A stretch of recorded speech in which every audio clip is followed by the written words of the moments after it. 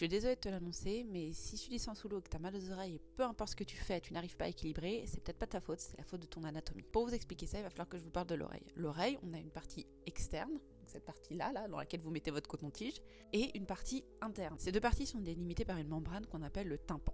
Quand tu vas sous l'eau, la pression de l'eau va venir appuyer sur le tympan, et donc pour équilibrer, pour éviter que ça te fasse mal, il va falloir réajuster la pression en intérieur. Souvent, tu vois les gens pincer leur nez et souffler, mais ça peut ne pas marcher. Ça, c'est dû à la partie interne, aux trompes d'Eustache, qui sont reliées à tes sinus. Et malheureusement, la géométrie de cette trompe d'Eustache, elle est différente pour tout le monde. Il y a des gens, comme moi, qui n'ont aucun souci à équilibrer. C'est tout droit, je fais ça, c'est bon, j'ai équilibré. Il y a des gens pour qui ça va être impossible d'équilibrer toute leur vie, parce que leur géométrie est pas bonne. Et ça, malheureusement, tu n'y peux rien. Il y a plein de techniques qui existent. Je te conseille de les essayer, de voir ce qui marche, de voir ce qui marche pas. Je connais des gens qui, en faisant un Valsalva, n'arriveront jamais à équilibrer. Et elles ont découvert des techniques qui, pour eux, fonctionnaient, mais surtout en force d'essai-erreur. Et si ça ne marche vraiment toujours pas, va voir un ORL. Une chose à retenir, ne force jamais sur tes oreilles. Si tu as mal, arrête-toi, remonte, essaie de faire passer tes oreilles et au pire, annule la plongée.